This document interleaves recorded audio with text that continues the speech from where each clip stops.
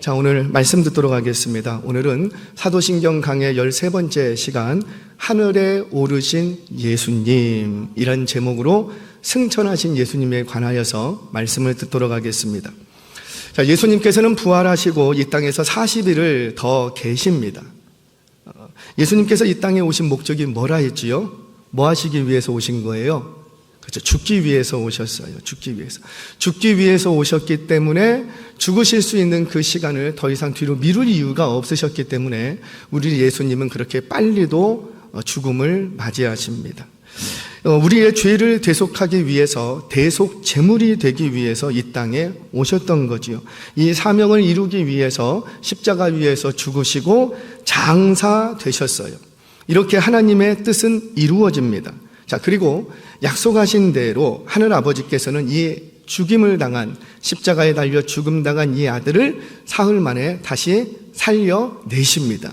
이것을 하나님 내부의 사건이라 그래요. 창세전에 성삼위 하나님 안에서 구원에 관한 계획 하나를 가지고 계셨는데, 그게 뭐냐면 하나님은 인류를 구원하기 위한 계획을 세우셨고, 그 계획이 뭐라? 누가 죽어야 되겠다? 내 아들, 하나밖에 없는 그 아들, 너가 죽어야 되겠다. 그런데 너가 그렇게 순종해서 죽으면 그것으로 끝나는 것이 아니고 내가 너를 다시 살리겠다. 아멘이세요? 이 사건이 하나님 내부의 일이었어요. 그래서 이것을 조금 정리하자면 이렇습니다. 하나님은 계획하시고, 따라서 합니다. 하나님은 계획하시고 예수님은 이루시고, 이 이루신 사건을 이제 성령 하나님은 유효하게 역사하시고, 성령 하나님은 유효하게 역사하시고, 그래요. 그러나 2000년 전의 사건이 왜 우리에게도 여전한 구원의 사건이 되는가? 바로 지금 누가 일하시고 계시기 때문에, 그렇죠. 성령님께서 2000년 전 그 사건을, 구원 사건을 오늘 나에게 유효한 사건으로 역사하시는 분이 누구시냐면 성령님. 바로 이것이 성삼위 안에 있었던 창세전의 하나님의 구원에 관한 계획이었어요. 그 계획대로 예수님은 순종하셔서 십자가에서 죽으시고 장사되십니다. 그러자 하나님 아버지께서는 그 아들을 다시 살리십니다.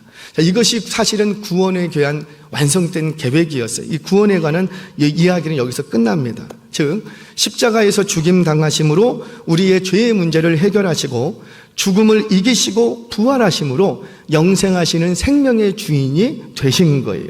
그래서 아담 안에서 모든 인류가 범죄함으로 죽임을 당한 것처럼 예수 안에서 십자가의 사건에 연합된 자로서 영생을 얻게 되는 거예요. 아멘이세요? 자, 그러면 이제 주님은 이 땅에서 하실 일을 다 하셨어요. 이 땅에서 하실 일을. 그러면 부활하신 주님은 어디로 가셔야지 되고, 그렇죠? 본래 계시던 곳, 본래 하나님과 아버지, 이 땅에 출생하시기 전에 계셨던 그 본래 계시던 곳, 하늘로 올라가시면 됩니다.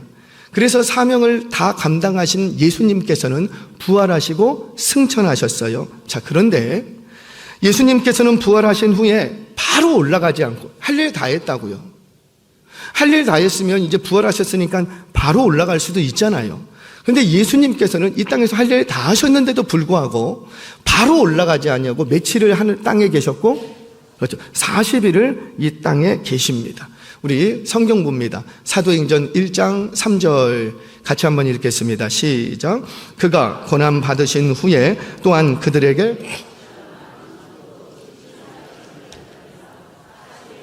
그들의 보이시며 하나님 나라의 일을 말씀하시니라. 아멘.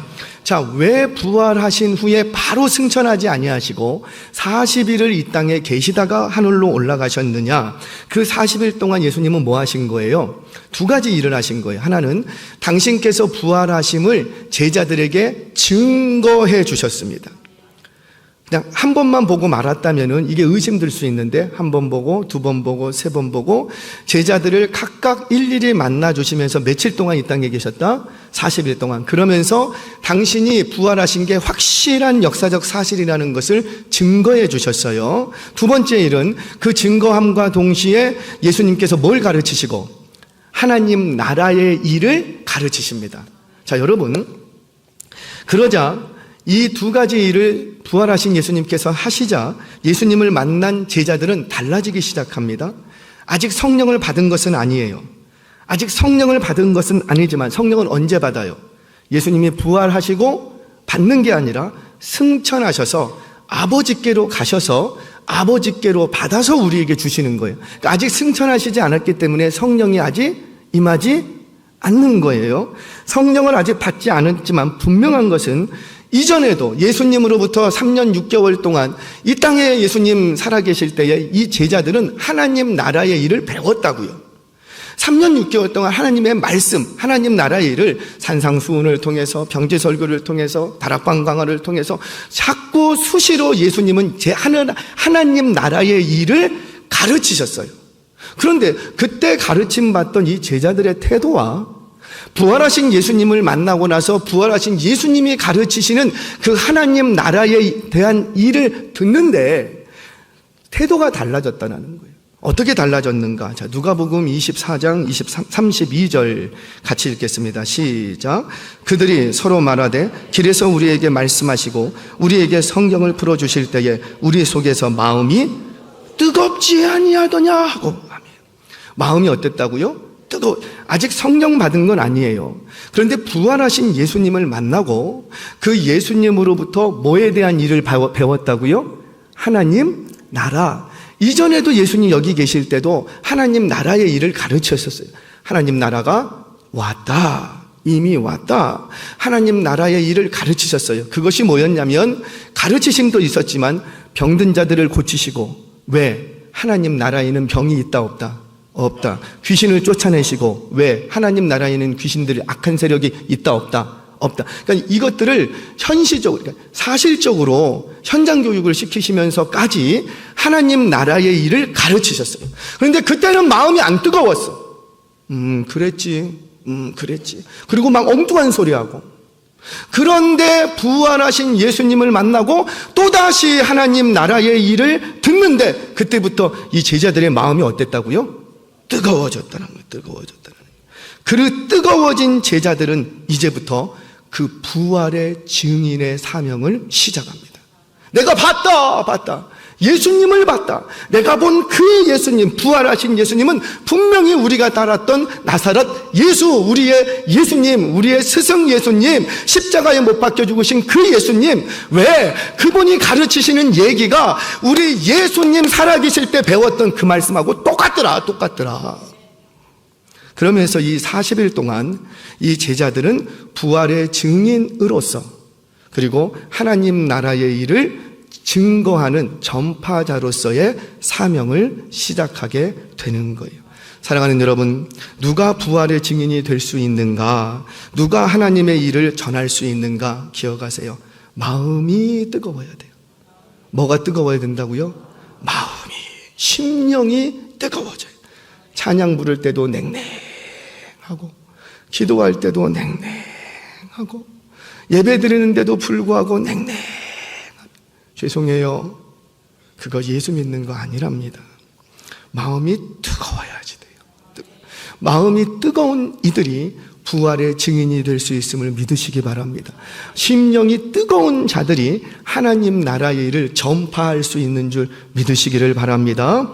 자, 이처럼 부활하신 후 예수님께서는 40일을 이 땅에 더 계시면서 제자들을 일일이 만나 주셨고 그들에게 부활의 확실성을 증거하시고 다시 한번 하나님 나라의 일을 가르치셨어요.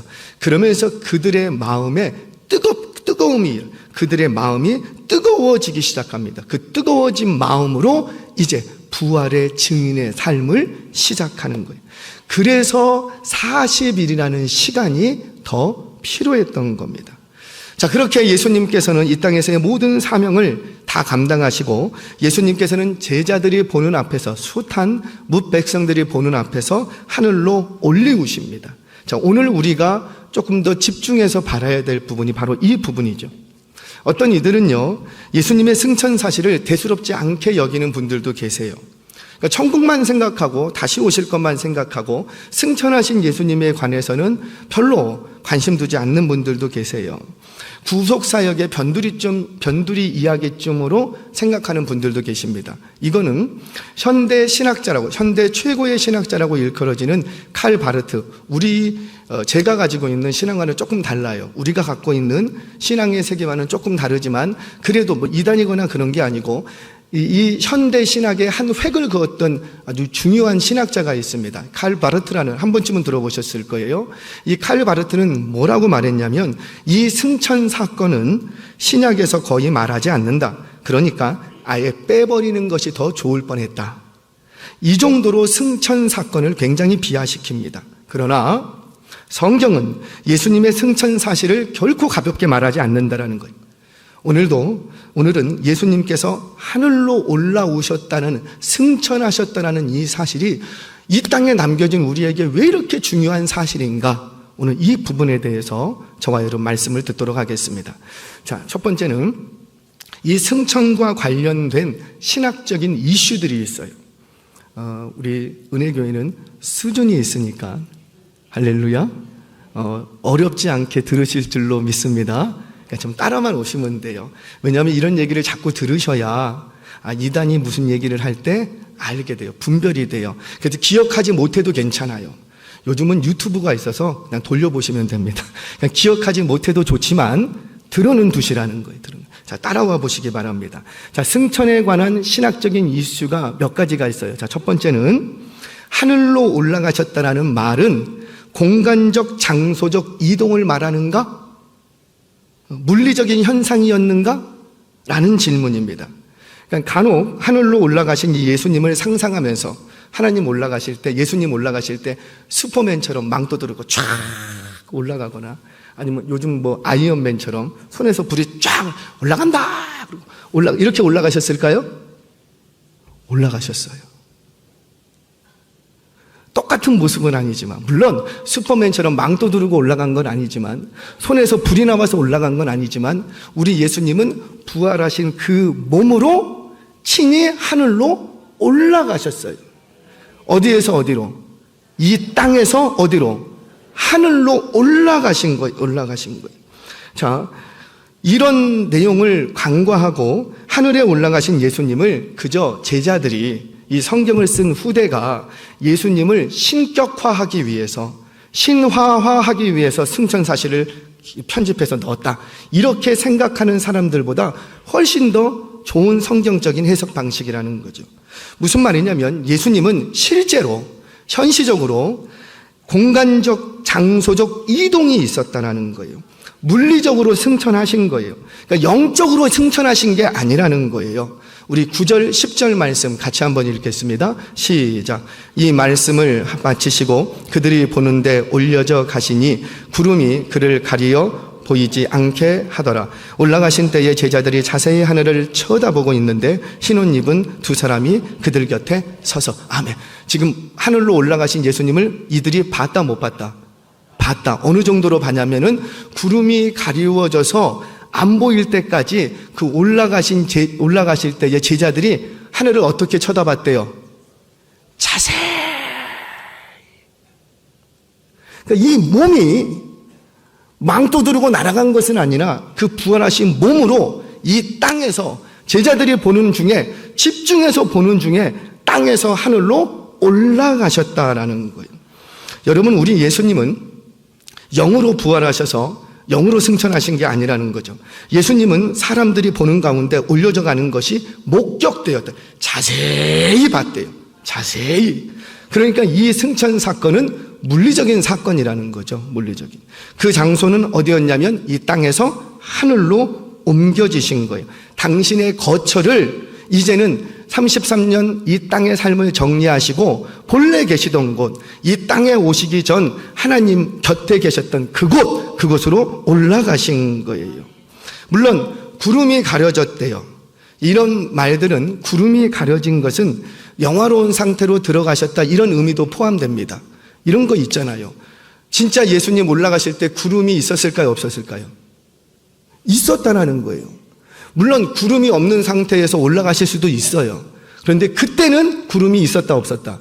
있었다. 그럼에도 불구하고 구름 속으로 들어가셨다 이렇게 표현하는 것은 성경의 용례상 구약 성경으로부터 구름은 하나님의 임재와 영광을 상징하는 거예요. 그러니 예수님이 부활 승천하실 때 구름 속으로 들어가셨다는 건 곧 뭐예요? 하나님의 영광과 임재 속으로 들어가셨다.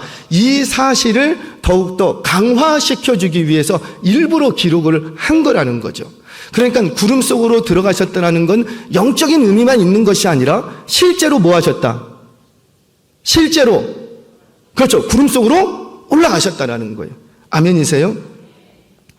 이처럼 분명한 것은 예수님은 이 승천 사건이 계시적이거나 상징적이거나 어떤 영적인 의미만을 주시려고 기록한 것이 아니라 분명한 공간의 이동이 있었다, 이것을 기록하고 있는 거예요. 자, 그렇다면 우리는 질문할 수 있겠죠. 도대체 예수님이 공간적으로 장소적으로 옮겨지셨다 하면 그 올라가신 그 장소, 그 하늘은 어디인가? 어디일까요? 지금도 창조과학자들은 지금도 천체만경을 두고 우주를 관측하고 있습니다. 관측하는데 어디를 찾으려고? 그렇죠, 천국. 예수님이 돌아가신 그곳, 장소적인 이동이었으니까 어디인가 가셨을 거니까 그곳이 어딘가 찾고 있어요. 찾을까요? 못 찾을까요? 못 찾아요. 왜 못 찾아요? 없어서 못 찾아요? 그게 아니라는 거예요. 그 장소는 없어서 못 찾는 것이 아니라 하나님이 감추어 놓으신 거예요. 은밀한 장소라는 거지요. 그 은밀한 장소, 감추어진 곳인데 창세기 창세 전부터 하나님과 함께 하셨던 그곳으로 예수님은 돌아가신 거예요. 그리고 다시 오실 때까지 어디에 계시고? 그렇죠, 그곳에 계십니다. 아멘이세요? 이거 굉장히 중요합니다. 자, 그러니 성경이 알려주지 않는 그 장소를 자꾸 알려고 하면 될까요, 안 될까요? 그건 안 되는 거예요. 여러분, 건강하고 바른 신앙이라는 것은 많이 아는 게 바른 신앙이 아니에요. 많이 알고 있는 게 건강한 신앙이 아니고 성경이 알려준 대로 알려주고 성경이 보여주는 만큼만 보는 거예요. 그게 건강한 신앙이고 바른 신앙이라는 거죠. 그러니까 성경이 굳이 그 예수님이 어디로 갔는지 정확한 장소를 말하지 않는데 굳이 그걸 파헤칠 필요는 없는 거예요. 다만 분명한 것은 뭐예요? 예수님은 승천하실 때 영적으로만 승천하신 것이 아니라 실제 물리적으로 승천하셨다는 사실입니다. 아멘이세요? 믿으시기 바랍니다. 자, 그럼 두 번째 질문이 있어요. 그렇다면 이 땅에 계셨던 예수님은 하늘로 올라가셨다면 하늘로 지금 올라가 거기 계신 예수님은 인성으로 계신 예수님이냐 신성으로 계신 예수님이냐, 그러니까 인간이냐 신이냐, 이 문제입니다. 어떨까요? 그래요. 예수님은 여전히 이 땅에 있을 때도 완전한 인성을 가지시고 완전한 신성으로 계셨던 것처럼 지금 하늘에 계신 그 예수님도 완전한 인성과 완전한 신성 그대로 가지고 거기 계신 거예요. 그러니까 뭐만 바뀐 거예요? 공간적, 장소적 이동만 있었다라는 거예요. 이거를 우리 이전에 예수님에 관해서 사도신경 강의를 시작할 때 예수님만이 가지고 있는 독특한 성격 하나가 있는데 바로 한 위격 두 본성, 이 얘기를 했습니다. 한 위격 안에, 제2위 하나님 존재 안에 완전한 사람의 인성 그리고 완전한 신의 속성, 이 두 가지를 다 고유한 속성으로 가지고 계신 거예요. 그래서 이것을 한 위격 두 본성이에요. 근데 한 위격 두 본성은 누구에게만 있고? 예수님에게. 하나님 아버지에게는 뭐만 있고? 그렇죠, 신성만 있는 거예요. 성령님께는 신성만 있는 거예요. 근데 예수님에게만 뭐가 있고요? 인성과 신성, 한 위격 두 본성이 다 있는 거예요. 자, 그러면 다만 예수님이 부활 승천하시면 하늘에 계시면 예수님의 인성 중에서 몸에 관한 부분만 바뀝니다. 그래서 우리의 아픔과 슬픔 지금도 다 아신다 모르신다? 우리의 배고픔 다 아신다 모르신다? 아신다. 다만 예수님이 인성 그대로 갖고 계시는데 뭐만 바뀌었다고요? 이 몸에 관한 것. 인성도 감정, 정성 여러 가지가 있잖아요. 그 중에서 뭐만 바뀌었다고요? 뭐만 바뀌었다고요? 그렇죠. 이 몸만. 이 땅에 계실 때는, 아이고, 아파. 이 땅에 계실 때는 마리아의 몸에서 이 뼈와 살을 취하셨다고요. 그렇지만 부활하실 때는 그 몸을 버리시고 어떤 몸으로? 영화로운 몸으로 그 몸의 형질이 바뀌어버리는 거예요. 그래서 이 땅에 계실 때는 마리아에게서 인간에게서 취했던 그 형질 그대로 갖고 계셨으나, 죄 없이 갖고 계셨으나, 부활하실 때는 그 몸이 변화되어서, 없어진다는 표현보다는 변화되어서 형질 자체가 바뀌어서 영화로운 몸으로 변화되신 거예요. 그 영화로운 몸으로 어디에 계시고? 하늘에 계시고. 아멘이세요? 그래서 하늘에서 계시기에 가장 적합한 몸으로 계시는 거예요. 우리 주님 말씀하셨습니다. 너희가 본 그대로 내가 오리라. 그러니까 다시 오실 때도 어떤 모습으로? 그렇죠. 그 온전한 인성과 신성을 다 가지고 계신, 다만 바뀌어진 영화로운 몸으로 이 땅에 다시 오시는 거예요. 자, 여기까지 정리가 됐으면 잘 쫓아오셨어요. 세 번째, 자, 그렇다면 승천하신 예수님은 물리적으로 장소적으로 이동이 됐으니 지금 우리와 함께 하지 않는가? 우리와 함께 하지 않으십니까? 네, 그건 아니라는 거죠. 그건 청육신하신 예수님처럼 물리적으로 우리와 함께 하지는 않으시지만 그분의 신성으로 우리와 함께 하십니다. 이 신성이라는 것은 인성을 초월해서 인성 밖에서도 얼마든지 활동하실 수 있는, 역사하실 수 있는 것이라고요. 그래서 이를 조금 고성한 말로 인성 밖에서 역사하시는 신성, 이렇게 얘기합니다. 그래서 몸으로는, 물리적으로는 공간과 장소에 이동이 있으셔서 우리와 함께 하지 않으시지만 그 초월적인 신성으로 지금도 저와 여러분 가운데, 우리의 예배의 현장 가운데 지금도 함께 계시고 계심을 믿으시기를 바랍니다. 이것을 뭐라고 얘기하냐면 영으로 함께 하십니다. 그때 영으로 함께 하시는데 누구를 통하여서 함께 하시더라? 이제 이때 필요한 게 성령으로. 사랑하는 여러분, 위로와 소망이 필요할 때가 있지요. 이 땅을 살아가면서 답답하고 괴롭고 짜증나고 절망적이고 낙심스러울 때가 있겠지요. 그때 지금도 몸으로는 나와 함께 하지. 오늘 찬양 불러주신 것처럼 손에 보이지 않고 손에 잡히지 아니하고 눈에 보이지 않지만 지금도 우리 가운데 운행하십니다. 뭘로? 영으로.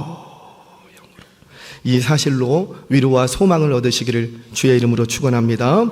자, 그렇다면 이제 본격적으로, 그렇다면 예수님의 이 승천 사건은 우리에게 과연 어떤 유익이 있는가? 두 가지 부분만 서로 묵상하고 말씀을 마치도록 하겠습니다.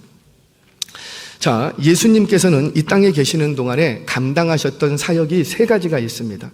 병자도 고치시고 귀신도 쫓아내시고 여러 가지 일을 이 마을 저 마을 다니시면서 하셨지만 결국은 요거 세 가지였어요. 세 가지. 마태복음 우리 4장 23절 같이 한번 읽겠습니다. 시작. 예수께서 온 갈릴리에 두루 다니사 그들의 회당에서 가르치시며 천국 복음을 전파하시며 백성 중에 모든 병과 모든 약한 것을 고치시니. 아멘. 자, 세 가지 사역을 합니다. 뭐뭐 했을까요? 첫 번째 가르치시고, 두 번째 전파하시고, 세 번째 이거 너무 왜 이렇게 잘 알아요? 역시 수준이 높아요. 그래요. 가르치시고 뭘 가르치셨을까요? 하나님 나라의 일을 가르치셨어요. 그리고 뭘 전파하시고? 천국 복음을, 이 마을 저 마을, 여기서 핍박하면 다른 마을로 옮겨 다니시면서, 그거는 무서워서 피한 게 아니라 복음을 전파하기 위해서 예수님은 옮겨 다니셨어요. 그리고 모든 병과 모든 약한 것들을 고치십니다. 왜?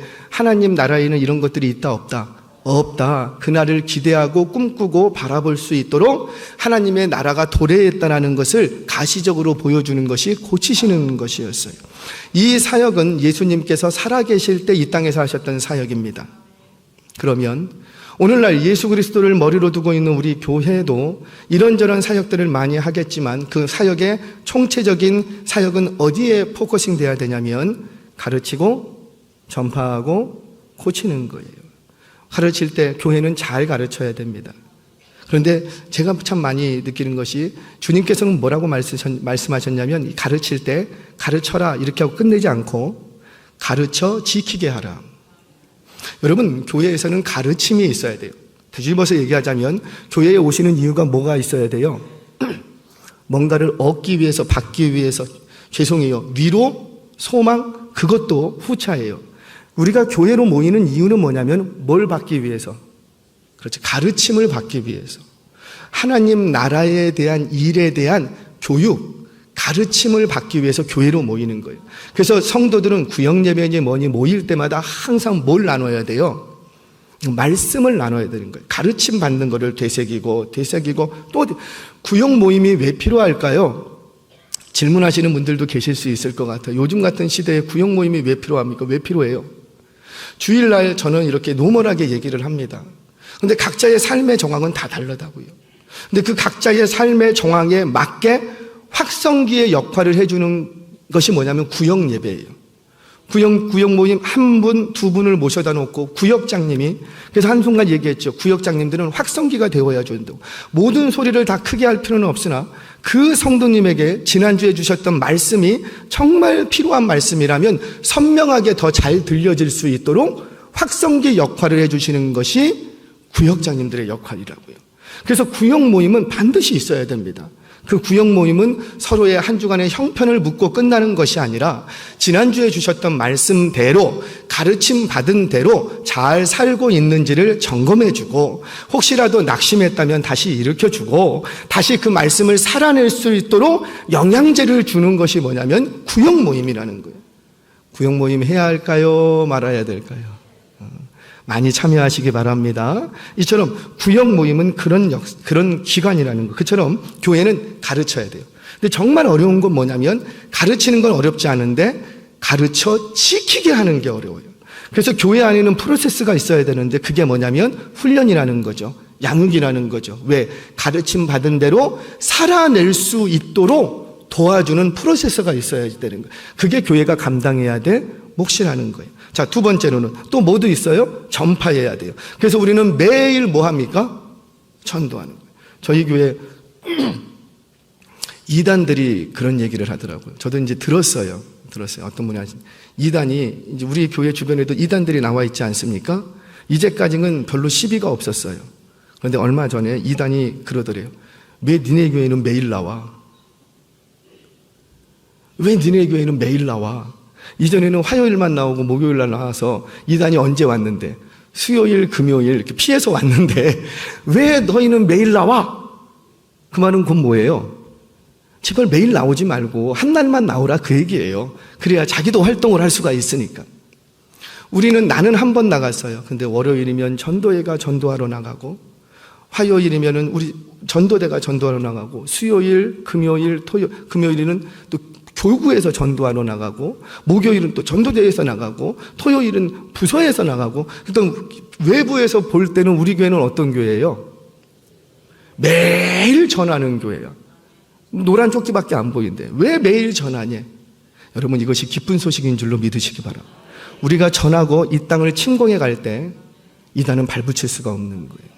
자, 여하튼 간에 우리가 전도하는 이유도 바로 예수님의 사역 때문에 그렇습니다. 마지막 하나, 고치시는 사역 하셨대요. 그래서 교회는 반드시 뭐 해야 돼요? 우리가 고치지는 병든 자를 치유하지는 못해도 그들의 연약한 부분을 함께 짊어매고 그들의 부족한 것들이 무엇인가를 채워주고 아픈 자들이 있으면 돌아보고 절망한 자들이 있으면 소망을 주고 귀신 들린 자들을 쫓아내고 하기 싫어요? 이 사역을 누가 감당해야 되겠다? 그렇죠. 저와 여러분이 감당해야 되는 줄 믿으시기 바랍니다.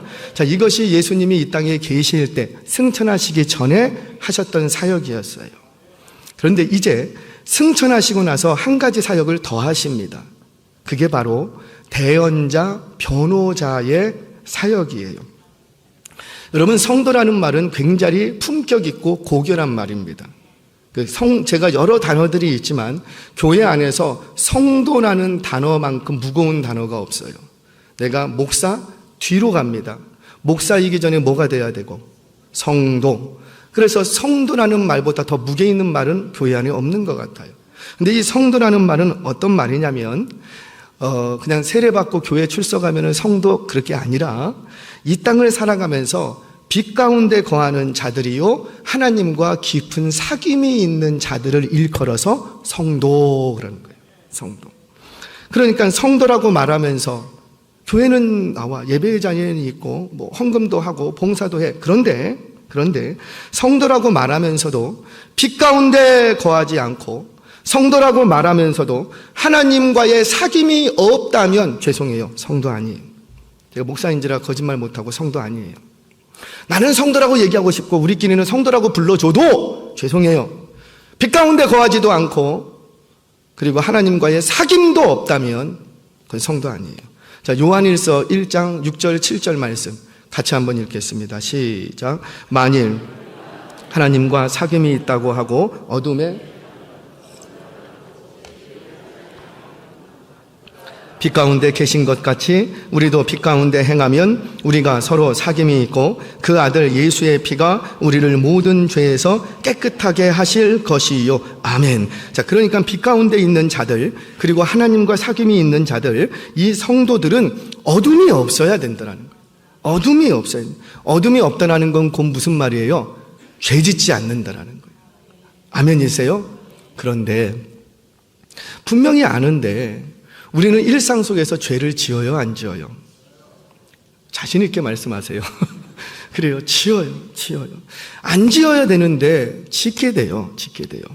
자, 우리 요한일서 1장 8절 말씀 같이 읽겠습니다. 시작. 만일 우리가 죄가 없다고 말하면 스스로 속이고 또 진리가 우리 속에 있지 아니할 것이요. 아멘. 죄를 짓지 말아야 하는데 죄를 지어요.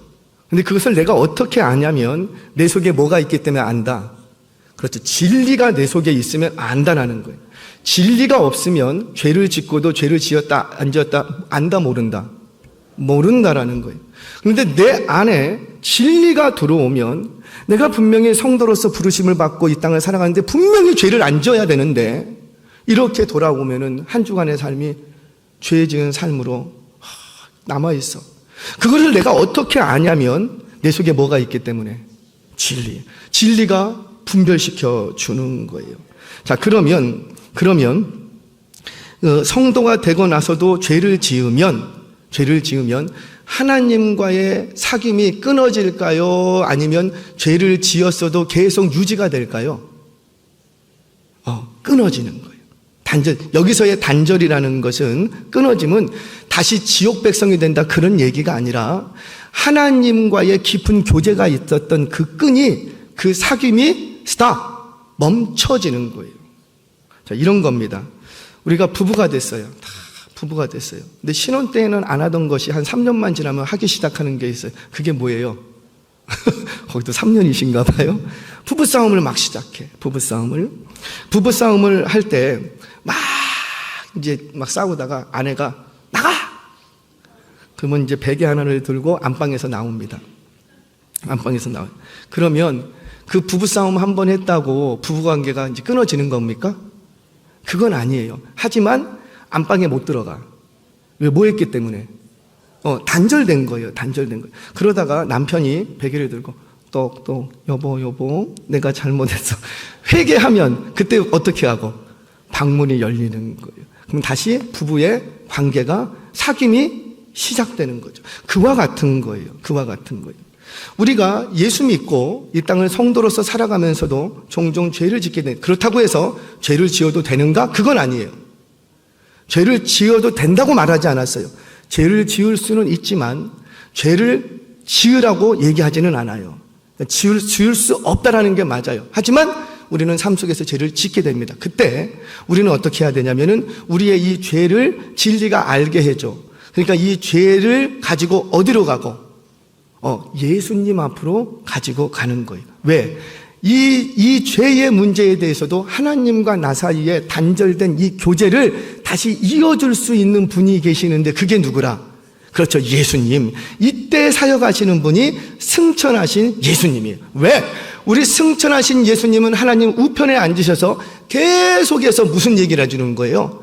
고목사가 이런 죄를 지었습니다. 하나님 아버지 좀 한 번만 용서해. 이 얘기를 누가 하시고 계시다고? 예수님이 하고 계시는 거예요. 계속. 그러면 나는 나의 죄를 누구에게 자백하고 예수님께 자백하면 예수님은 그 나의 자백을 들으시고 하나님 아버지 앞에서 나의 대언자로, 나의 중보자로, 나의 변호자로 나를 변론해 주시기 시작하시는 거예요. 그러면 하나님은 나를 보고 내 죄를 용서해 주는 거예요? 고목사 보고 용서해 주는 거예요? 너 목사니까 내가 용서해 줄게, 그런 거예요? 아니면 예수님의 변호를 듣고 용서해 주시는 거예요? 그렇죠. 예수님의 변호를 듣고 나를 용서해 주시는 거예요. 자, 정리해보면 이렇습니다. 우리가 하나님 앞에 나아갈 때는 내 앞에 누가 보이냐면 예수님만 보여. 어떤 예수님? 나를 위해 십자가 지으시고 피 흘리신 예수님. 그리고 나를 위해서 지금도 대언자가 되시고 중보자가 되시고 변론해주고 계신 그 예수님. 그 예수님이 보여. 그 사역을 하고 계신 예수님을 볼 때마다 내 마음이 어때요? 너무 죄송한 거예요. 괴로운 거예요. 그래서 우리는 하나님 앞에 나아갈 때 내 눈앞에 뭐가 보이냐면 십자가에 달려 죽으신 그 예수님이 눈앞에 보이니 나는 항상 죄인이야. 그런데 그런 마음으로 나갔을지라도 하나님이 나를 받으실 때는 누구를 통해서 받으시고, 그렇죠, 예수를 통해서 나를 보시고, 나도 예수를 통해서 하나님 앞에 나아가고 하나님께서 나를 보는 게 아니고 고목사를 보는 게 아니라 예수 그리스도의 피로 뒤범벅되어 있는 고목사를 보기 때문에 나를 보실 때 누구를 통해서 보시고 예수를 통해서 보시고, 그래서 하나님 앞에 죄인된 심정으로 나아가는 모든 예수를 의지하는 그 백성들을 하나님이 보실 때는 뭐라고 일컬어 주시고? 의인이다. 내가 의인이어서가 아니라 누가 의인이시기 때문에 예수님 완전한 그 의로 인하여서 나는 의인으로 부름받게 되는 거예요. 그래서 칭의라고 얘기합니다. 칭의라는 말은 하나님께서 의롭게 하셨다라는 말이고, 득의라는 말은 내가 의롭다 여김을 받게 됐다. 내 편에서는 득의, 하나님 편에서는 칭의, 같은 말인데 다른 용어인 것뿐이지요. 이처럼 우리 성도들은 죄를 지으면 하나님과의 교제가, 사귐이 끊어집니다. 그리고 나서 예수님 앞에 나의 죄를 자복하면 예수님은 나의 자백을 들으시고 이런저런 변론을 붙이셔서 누구 앞으로 가져가시고? 하나님 아버지 앞으로 가져가 오늘도, 지금도, 이 시간에도 저와 여러분들의 죄를 용서하기 위해서 기도하고 계시는 대언자 되심을 믿으시기를 바랍니다. 성경 보겠습니다. 요한일서 2장 1절 같이 읽겠습니다. 시작. 나의 자녀들아, 내가 이것을 너희에게 쓰면 너희로 죄를 범하지 않게 하려 함이라. 만일 누가 죄를 범하여도 아버지 앞에서 우리에게 대언자가 있으니 곧 의로우신 예수 그리스도시라. 아멘. 무슨 말이에요? 우리의 대언자 되시는 예수 그리스도가 있다. 그분이 우리 앞에 죄를 회개하면 그분이 우리의 죄를 가지고 나아가 하나님 앞에서 용서를 구한다. 그러니 너희는 계속해서 죄를 지어도 된다. 지금 그 말이에요? 아니라고요. 나의 자녀들아, 성도들아, 빛든 자녀들아, 내가 이것을 너희에게 가르쳐주는 것은 너희로 죄를 지어도 된다. 죄를 지어라. 범하게 하기 위해서 하는 것이 아니라 만일 누가 죄를 범하여도 하나님 앞에서는 우리의 대언자가 있으니 곧 의로우신 예수 그리스도가 계신다. 이것을 가르쳐 주는 거지요. 그러니 우리는 죄를 지을 때마다, 소위 이것을 자범죄 이렇게 얘기도 하는데, 죄를 지을 때마다 그 죄를 누구의 이름으로? 예수의 이름으로. 우리가 구원을 받을 때도 누구의 이름으로? 그렇죠. 이때의 예수 이름은 십자가에서 나의 죄를 대속하신 그 예수의 이름으로 내가 구원을 얻고, 구원받은 이후에 여전히 죄의 영향력 아래 놓여서 죄를 짓더라도 그 죄의 문제조차도 누구의 이름으로? 예수의 이름. 여기서의 예수의 이름은 하나님 앞에 승천하셔서 우리의 대언자가 되시는 그 예수의 이름으로 우리는 오늘도 죄사함을 받는 거예요. 그래서 누구라도 이 예수 그리스도를 통하지 않고는 아버지께로 갈 자가 있다 없다? 없다. 성경 보겠습니다. 요한복음 14장 6절 같이 읽겠습니다. 시작. 예수께서 이르시되 내가 곧 길이요 진리요 생명이니 나로 말미암지 않고는 아버지께로 올 자가 국어 문법이 참 재미있어요. 이렇게 보면 예수께서 이르시되 내가 곧 길이요 진리요 생명이니 나로 말미암지 않고는 아버지께로 갈 자가 없다. 이렇게 말해야지 어법이 맞아요. 예수님은 여기 계시고 하나님은 어디 계시고? 거기 계시고. 그러니까는 예수께서 이르시되 내가 곧 길이요 진리요 생명이니 나로 말지 않고는 아버지께로 갈 자가 없다 이렇게 하지 않는데, 근데 그렇게 어법이 되지 않고 뭐라? 올 자가 없다. 이건 무슨 말이에요? 예수님은 이곳에 계시기도 하지만 이미 예수님은 누구와 함께 하고 계시는 거예요? 하나님 안에 계신 거예요. 그렇기 때문에 간다고 해도 틀리지 않고 온다고 해도 틀리지 않는 말이었죠.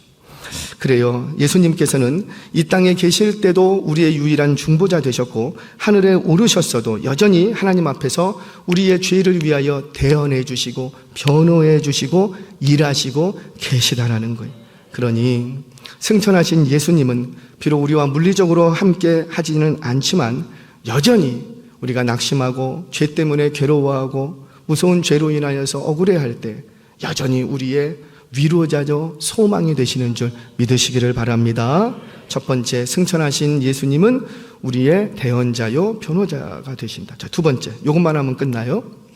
예수님이 하늘에 계시기 때문에 이 승천하신 사실, 특별히 우리가 보는 데서 올라갔다는 이 사실은 우리도 어디 있을 것이다. 그렇죠, 하늘. 그러니까 너희들의 관심은 어디에 있어야 되겠다. 그렇죠, 하늘에 있어야 돼. 내가 안 보고 듣기만 했다면 모르는데 봤다고요. 하늘로 올라가시는 걸 봤어요. 보는 사람들의 마음은 어떨까요? 나도 저렇게 올라가야 되는데. 시야에서 가리워졌다고요, 구름에. 그럼에도 불구하고 거기서 눈을 못 떼. 왜 그러는 거예요? 나도 거기 가야 되는데. 그래서 부활 승천하신 예수님을 믿는 자들은 이 땅에서의 시선에서 어디로 시선이 옮겨지고? 하늘로 옮겨지는 거예요. 자, 성경 보겠습니다. 요한복음 14장 2절 3절 말씀 같이 한번 읽겠습니다. 시작. 내 아버지 집에 거할 곳이 많도다. 그렇지 않으면 가서 너희를 위하여 거처를 예비하면 내가 다시 와서 너희를 내게로 영접하여 나 있는 곳에 너희도 있게 하리라. 아멘. 지금 예수님이 가서 그리고 와서 라는 이 가고 오다라는 동사를 사용해서 우리에게 소망을 주시고 계시지요.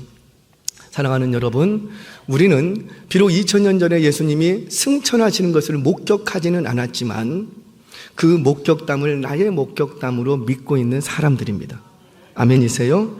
그러면 성도는 비록 몸뚱아리는 이 땅을 살아가고 있지만 하늘을 사는 사람들이라. 그래서 성도는 예수 믿는 순간 벌써 하늘을 사는 사람들이에요. 하늘을 사는데 왜 내 삶이 이꼬라집니까? 그렇게 말씀하지 마시라고요. 하늘의 삶과 이 땅에서 삶은 질적으로 다른 삶이에요. 그러니까 이 둘을 비교하시면 안 되는 거예요.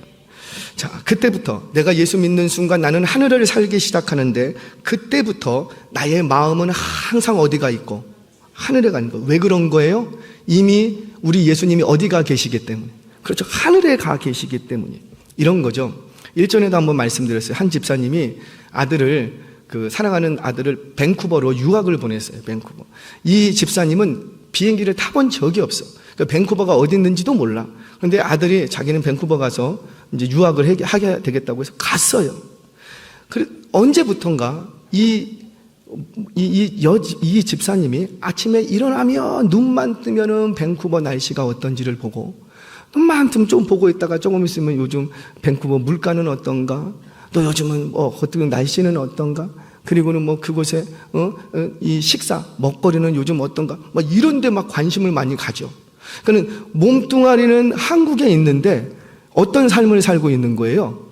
밴쿠버의 삶을 살아. 밴쿠버를 더 잘 알아. 막 역사부터 시작해갖고. 왜 그런 거예요? 거기에 누가 있기 때문에. 그렇죠. 나는 밴쿠버에 한 번도 가본 적이 없지만 사랑하는 아들이 거기 가 있으니까 이미 이 부모는 어디를 산다고요? 밴쿠버를 살고 있는 거예요. 그와 똑같습니다. 얼마나 감사한지 예수님은 제자들이 보는 앞에서 하늘로 올라가셨다고요. 그럼 그때부터 제자들의 마음은 어디로 가고? 그렇죠. 하늘에 가 있는 거예요. 왜? 사랑하신 예수님이 그곳에 계시기 때문에. 여러분, 우리 한번 여기서 정리하죠. 천국 가고 싶으세요? 지옥 가고 싶으세요? 대답들 안 하시는 거 보니까 아무 데나 가지 뭐. 천국 가고 싶으세요? 지옥 가고 싶으세요? 천국을 왜 가고 싶으세요? 눈물도 없고 슬픔도 없고 계시록에 보니까 막 정금이 우리가 좋아하는 금, 정금이 막 바닥에 깔려 있고 여러분 정금이 바닥에 깔려 있대요. 그러면 정금은 가치 있는 거예요? 가치 없는 거예요? 가치 없다는 거. 밟고 지근지근 밟고 다닌다. 정금 가치 없다는 그런 곳이 천국이라고요. 눈물과 슬픔이 없어서 우리가 천국을 가고 싶은 것이 아니라 죄송해요. 그곳에 누가 계시기 때문에 예수님. 만약에 예수님이 승천하실 때 다른 곳으로 가 계신다면 우리는 어디를 소망할까요? 그렇죠. 바로 그건. 근데 감사하게도 예수님이 어디로 가셨고? 천국. 그러니 우리에게 기쁨이 되고 소망이 되는 거죠. 여러분, 분양권 아시죠? 분양권. 분양을 받습니다. 분양을 받는데 다 지어진 집을 분양받아요? 아니면 짓기 전에 분양받아요? 짓기 전에 뭐 보고 분양받아요? 모델하우스 가서 보고 실제로 그렇게 짓게 될지 어떻게 될지는 잘 모르겠으나 일단 모델하우스 보고 마음에 들면 거금을 들여서 분양권을 사게 됩니다. 분양권을 사는 순간, 분양권을 받는 순간 이 집은 누구 집이 되고 그래서 내 집이에요. 아직 입주 날짜만 뒤로 미루어졌을 뿐이지 이미 나는 어디를 살고 있는 거예요? 그 집에 들어갈 걸 생각해. 지금 내가 살고 있는 집은 반지하 단칸방이야. 애들하고 막 알콩달콩 사는데 엄마 아빠 좁아 좀 저리 가. 그러면 때 엄마가 딱 합니다. 조금만 참어. 왜? 내가 받은 하늘나라 거처 아파트가 있는데 이거 분양권 내가 받았다? 몇 평? 아니 불러봐요. 몇 평? 그래 한 100평, 1000평.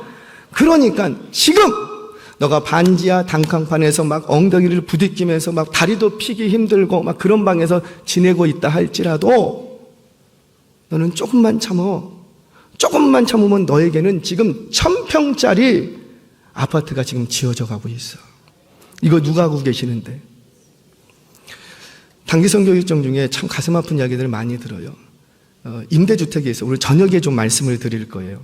임대주택이 있는데 주택 하나를 나라에서 지어줘요. 그래서 이 사람들은 거기에 들어가면 굉장히 큰, 우리도 그렇잖아요. 뭐 임대주택, 청년 임대 막 들어가면은 굉장히 고맙고 막 기쁘잖아요. 마찬가지예요. 그들도 그렇습니다. 근데 한 호가 제가 보기에는 한 6, 7평 되나? 조금해요. 거기에 13명이 살아요. 3가정이 사는 집도 있어요. 한 집에 3가정이 살아요. 그래서 그 3가정이 서로 그 임대료를 나눠내는 거예요. 그럼 13명이 어떻게 자요? 돌아가면서 자요. 그래서 야간 일을 하는 사람, 주간 일을 하는 사람 나눠서 돌아가면서 자요. 낮에 자는 사람, 점심에 자는 사람, 저녁에 자는 사람. 왜 13명이 같이 못 자니까. 그러니까 한 세드라는 친구도 있는데 그 친구도 집도 한 3평쯤 되라. 조금 해요. 그런데 거기에 가족들이 사는데 주로 자기는 의자에 앉아서 잔대. 여동생들이 있어서 의자에 앉아서 자요. 그럼에도 불구하고 기쁨이 넘쳐. 그럼에도 불구하고 너무너무 행복해. 왜 그런 거예요? 그들 안에 하나님 나라의 거처에 대한 확실한 분양권을 갖고 있기 때문에. 조금만 참자. 조금만 참고 견디면 내가 들어갈 집이 있는데 그 집은 예수님이 우리보다 먼저 승천하셔서 짓고 있는데 그 집은 1000평짜리다. 1000평짜리. 온갖 부대세를 다 있고 너는 몸뚱아리만 들어가면 돼. 세금도 안 내. 그 집이 여러분의 집임을 믿으시기를 바랍니다. 그러면 괴롭고 힘들 때마다 문제가 해결돼서 행복한 게 아니라 우리는 뭐 때문에 행복해야 될까요? 그것을 준비하러 올라가신 승천하신 예수님을 기억하면서 행복해할 수 있는 저와 여러분 되시기를 바랍니다. 말씀 정리합니다. 이번 선교 일정 속에서 빈민촌 사역을 합니다. 저희들은 이제 빈민촌 사역을 해요. 빈민촌 사역을 하면서 크게 회개하고, 목사님 저부터 크게 회개하고 도전받았던 것이 뭐냐면 이들은 가진 게 없어요. 그러니까 부족한 게 아니라 가진 게 없어요. 여러분 그거 아세요? 전혀 가진 게 없으면 뭐가 부족한지를 모릅니다. 그러니까 부족한 게 아니라 아예 가진 게 없어요. 아예. 그런데 그 아예 가진 게 없으니 우리는 이렇게 볼 때 너무나도 불쌍해 보이고 안 됐다 생각이 돼요. 그런데 정작 그들은 아무렇지도 않아요. 너무 아이들이 막 맨발로 교회를 와요. 막 비가, 폭우가 엄청 쏟아집니다. 무섭게 그 비를 맞으면서 막 교회를 막 히히호호하면서 뛰어와요. 그 비를 맞으면서 찬양을 합니다. 찬양대 정말 기억하세요. 우리 악기팀 정말 기억. 아침에 일어나서 찬양 부르기 시작하면서 비 맞으면서 길거리에 찬양, 배고픈데 찬양 부르고 예배 시간에 찬양하는 거 말도 없고. 저희가 사역팀에 저희만 갔던 것이 아니라 우리를 가이드해 주는 친구들이 있었어요. 14살에서 16살, 14살에서 16살. 왜냐면 그때 이제 초등학교, 중학교 방학이었거든요. 대학생은 아직 방학을 안 했어요. 이 아이들이 우리와 같이 타고 이제 리더가 돼서 움직입니다.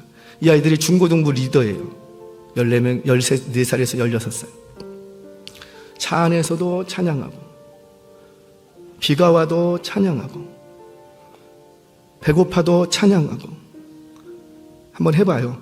배불러도 찬양하고, 없어도 찬양하고, 신발이 다 떨어져서 없다니까요. 그래도 찬양하고, 저녁에 특송을 해줬어요. 저희들이 왔다고. 이 아이들이 특송을 해주는데, 특송할 때의 찬양의 모습과 평소에 부르고 있는 버스 안에서 길거리에서 부르고 있는 그 찬양의 모습이 똑같아. 우리는 뭐 특송을 하고 하면 뭔가 특별히 해야 될 것 같은데 아니었다라는 거. 그 모습을 보면서 너무 충격이었어요. 나도 예수님 믿고 나도 하늘의 분향권 받고 살아가는데 왜 나는 항상 부족하다고 생각하는데 왜 저들은 항상 만족하면서 살 수 있을까? 도대체 그 차이가 뭘까? 누가 불쌍한 거예요? 누가 행복한 거예요?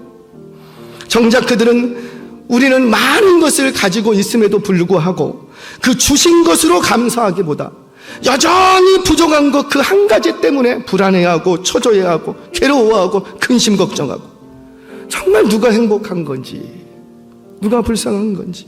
사랑하는 여러분, 저와 여러분이 영원히 거할 처소는 이 땅이 아니라 하늘에 있음을 믿으시기 바랍니다.